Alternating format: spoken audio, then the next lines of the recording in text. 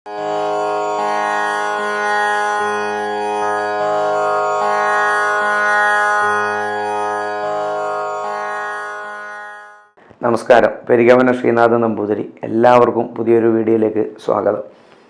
ചൊവ്വ എന്നുള്ള ഗ്രഹം നവഗ്രഹങ്ങളിൽ വെച്ചിട്ട് പ്രധാനപ്പെട്ട 3 ഗ്രഹങ്ങളിൽ ഒന്നാണ്. പ്രത്യേകിച്ച് നമുക്കറിയാം ചൊവ്വയാണ് കാരകഗ്രഹമായിട്ട് അറിയപ്പെടുന്നത്. പ്രത്യേകിച്ച് കാരകത്വം എന്നുള്ളത് ആ ഒരു എന്താ പറയുക, ഒരു പൂർണ്ണ നിവൃത്തി വരുത്തുക.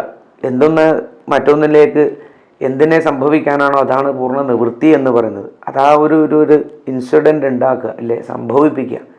ജീവിതത്തിൽ യോഗങ്ങൾ ഉണ്ടായാൽ നമുക്കത് അനുഭവിക്കാൻ വേണ്ടി സാധിക്കില്ല. ആ യോഗങ്ങളെ അത് ജീവിതത്തിൽ എല്ലാം കൂടി ഒത്തുചേരുന്ന ഒരു കാലഘട്ടം, അതിനാണ് മുഖ്യമായിട്ട് പ്രാധാന്യം ഋഷീശ്വരന്മാർ കൊടുത്തത്. അതുകൊണ്ടാണ് ഈ ഗ്രഹചാരവശാലുള്ള ഫലങ്ങൾ ചിന്തിക്കുക. അതുകൊണ്ട് തന്നെ ഈ ഒരു വീഡിയോയിൽ നിങ്ങൾക്ക് കണ്ടപ്പോൾ മനസ്സിലായിട്ടുണ്ടാവും ചൊവ്വയുടെ ഒരു രാശി മാറ്റാണ്. 45 ദിവസങ്ങളാണ് ചൊവ്വ ഒരു രാശിയിൽ സഞ്ചരിക്കുക.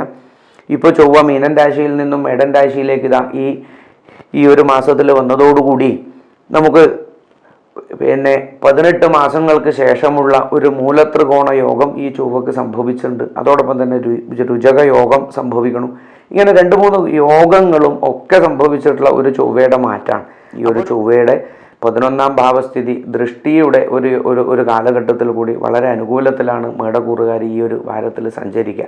പ്രത്യേകിച്ച് ചൊവ്വയുടെ ഒരു സ്വക്ഷേത്രഗതി വന്നതോടുകൂടി തന്നെ ഇവരുടെ ആരോഗ്യ കാര്യത്തിലും മാനസികാരോഗ്യത്തിലൊക്കെ വളരെയധികം മെച്ചപ്പെട്ടതായിട്ട് കാണാൻ വേണ്ടി സാധിക്കും. പ്രത്യേകിച്ച് ജീവിതത്തിൽ തന്നെ പല തരത്തിൽ മാറ്റങ്ങൾ വരുന്നതായിട്ട് കാണാൻ സാധിക്കും. ഈ സർക്കാർ തരത്തിലുള്ള ജോലിക്ക് വേണ്ടി ശ്രമിച്ചിരിക്കുന്നവർ, അതുപോലെ ഫയർഫോഴ്സ്, ഈ ചൊവ്വ എന്നുള്ള ഗ്രഹത്തെ സംബന്ധിച്ച് നവഗ്രഹങ്ങളിൽ വെച്ച് ഏറ്റവും പ്രധാനപ്പെട്ട 3-1 ചൊവ്വയെ സംബന്ധിച്ച് 15ഓളം കാരകത്വങ്ങളെയാണ് പറയപ്പെടാറുള്ളത്. അതിൽ അഗ്നികാരകത്വത്തിൽ നിന്നും ആരംഭിച്ച ചൊവ്വ പിന്നീട് നമ്മുടെ ജീവിതവുമായി ബന്ധപ്പെട്ടിരിക്കുന്ന പലയധികം കാര്യങ്ങളെ പരാമർശിക്കുന്ന, വളരെയധികം സ്വാധീനിക്കുന്ന ഒരു ഗ്രഹമായിട്ടാണ് ഈ ചൊവ്വയെ കാണാറ്. ഗുണം തന്നെ നമുക്കറിയാം, എല്ലാ തരത്തിലുള്ള ഒരു രൗദ്രതയാണ് ചൊവ്വയുടെ ഫലം. അപ്പോൾ ജീവിതത്തിൽ ഈ സ്വക്ഷേത്രത്തിലേക്ക് വരുമ്പോൾ ആ ഒരു ദോഷം സംഭവിക്കുന്ന ചൊവ്വയെ കൊണ്ടുപോലും ദോഷമുള്ളവർക്ക് ദോഷം മാറി വരുന്നതായിട്ടാണ് മനസ്സിലാക്കേണ്ടത്. സ്വക്ഷേത്രത്തിലെ എല്ലാ ഗ്രഹങ്ങളും അങ്ങനെ ഉള്ള ദോഷത്തെ ഒന്ന് കുറക്കാനാണ് സാധിക്കുക. ഇതിലുപരി ഇത് മേടക്കൂറുകാരെ സംബന്ധിച്ച് ഇതൊക്കെ കൂടി വേണമെങ്കിൽ തന്നെ ഇത് പൊതുബലാണ്. ഈ ചൊവ്വയുടെ സ്വക്ഷേത്രഗതി എന്നുള്ളത് എല്ലാവർക്കും കിട്ടും, എത്ര ദോഷമുള്ളവർക്കും അത് അനുഭവത്തിലാണ്. എങ്കിൽ ജാതകവശാൽ ചൊവ്വയുടെ സ്ഥിതി യോഗങ്ങളും മറ്റ് രാശി യോഗങ്ങളൊക്കെ നോക്കിയിട്ടാണ് നമുക്ക് ഈ പൂർണ്ണ ഫലത്തെ അനുഭവിക്കാൻ വേണ്ടി സാധിക്കുക.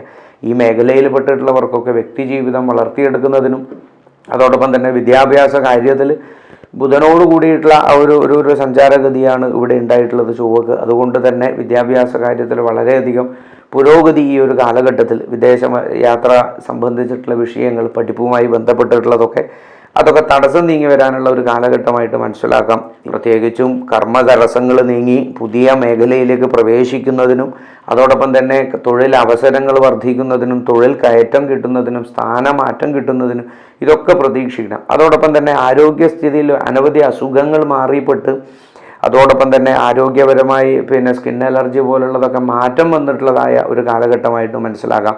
അതോടൊപ്പം മുഖ്യമായി തന്നെ ഈ ചൊവ്വയുടെ ഒരു ഗുണം ആദ്യമായി പറയപ്പെടുന്നത് ഈ ഭൂമി സംബന്ധപ്പെട്ടിട്ടുള്ള വിഷയത്തിലാണ്. അനവധി തടസ്സമുള്ളവർക്കൊക്കെ ഇത് പ്രയോജനപ്പെടുത്താം. ഈ ഒരു കാലഘട്ടം വിൽക്കാൻ ശ്രമിക്കുന്നത് വളരെയധികം അനുകൂലത്തെ, അതായത് അതിനുള്ള സാധ്യത കൂടി വരുന്നു എന്നാണ് ഇതിൽ കൊണ്ട് മനസ്സിലാക്കേണ്ടത്. അപ്പോൾ ഭൂവരാഹ യന്ത്രം ധരിക്കുക, അത് വളരെയധികം കേമായിട്ടുള്ളതാണ്.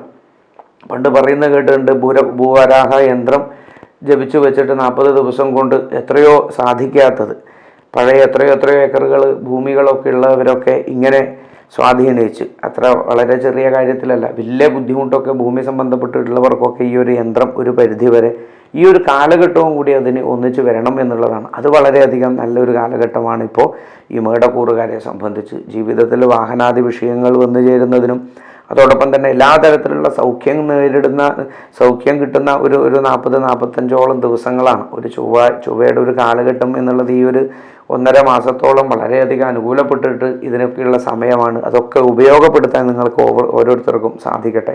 ശനിക്ഷേത്രത്തിൽ നീരാഞ്ജനം ചെയ്യാൻ മറക്കരുത്. അതോടൊപ്പം തന്നെ ചൊവ്വ കടുംപായസം നടക്കുക ദേവീക്ഷേത്രത്തിൽ. അതോടൊപ്പം തന്നെ ചൊവ്വയുടെ പ്രധാന കാരകനായ സുബ്രഹ്മണ്യ സ്വാമിയാണ്. ഈ വചദ്ഭുവേ നമ എന്ന് പറയുന്നതായ മൂലമന്ത്രത്തെ കൊണ്ടോ ആ സുബ്രഹ്മണ്യ പെരുമാളെ നല്ലതുപോലെ ചിന്തിക്കുന്നത് തന്നെ സകല തരത്തിലുള്ള ഷഡാനനാണ് അല്ലേ.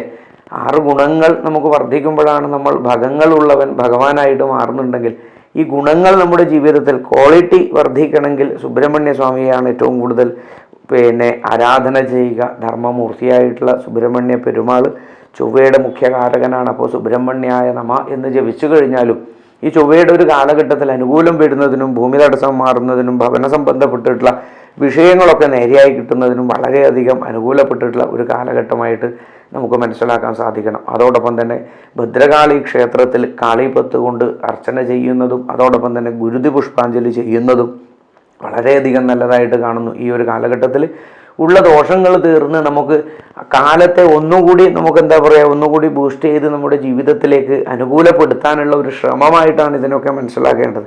കാലം മാറി എന്ന് വെച്ചിട്ട് വെറുതെ ഇരുന്ന ഇതൊന്നും നടക്കില്ല. നമുക്ക് കുറച്ചും കൂടി അതിനെ ഉപയോഗപ്പെടുത്താനുള്ള ഒരു ഉത്സാഹം നമ്മുടെ മനസ്സിൽ വരാൻ വേണ്ടി അങ്ങനെ ദേവീക്ഷേത്രത്തിൽ നമുക്ക് യഥേഷ്ടം വഴിപാടുകളും മറ്റും ചെയ്യുന്നത് വളരെയധികം നല്ലതാണ്. ഈ ഒരു ചൊവ്വയുടെ ഈ ഒരു മാറ്റ കാലഘട്ടത്തിൽ മുഖ്യമായി അശ്വതി, ഭരണി, കാർത്തികക്കാല് അടങ്ങുന്ന ഈ 3 നക്ഷത്രക്കാർ വളരെയധികം ശ്രദ്ധിച്ചു കഴിഞ്ഞാൽ ഇവരുടെ ജീവിതത്തിൽ ഈ 1.5 മാസത്തെ ഒരു കാലഘട്ടം എന്നുള്ളത് കാരകഗ്രഹമായി ചൊവ്വയുടെ പ്രധാനപ്പെട്ട മുഖ്യമായ ലളിതാ സഹസ്രനാമം ജപിക്കുന്നത് വളരെയധികം നല്ലതാണ്.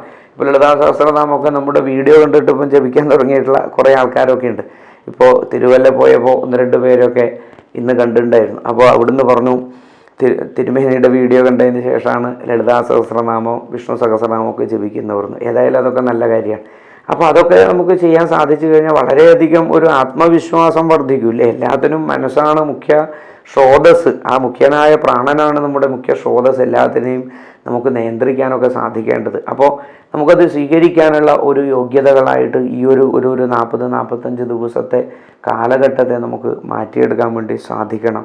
ഈ ഒരു ചൊവ്വയുടെ മാറ്റം ജീവിതത്തിൽ നമുക്കെല്ലാത്തിനുള്ളൊരു ഉത്സാഹ കാലഘട്ടമായിട്ട് മാറട്ടെ എന്ന് നമുക്ക് എല്ലാവർക്കും പ്രാർത്ഥിക്കണം. ഇഷ്ടമായിട്ടുണ്ടെങ്കിൽ നിങ്ങളുടെ ബന്ധുക്കൾക്കും സുഹൃത്തുക്കൾക്കും അയച്ചു കൊടുക്കാൻ വേണ്ടി താല്പര്യപ്പെടുന്നു. അതോടൊപ്പം തന്നെ ലൈക്ക് ചെയ്യുക. നിങ്ങളുടെ നല്ല നല്ല നിർദ്ദേശങ്ങളും നല്ല അഭിപ്രായങ്ങളും എഴുതുക. ചാനൽ സബ്സ്ക്രൈബ് ചെയ്യുക. നന്ദി, നമസ്കാരം.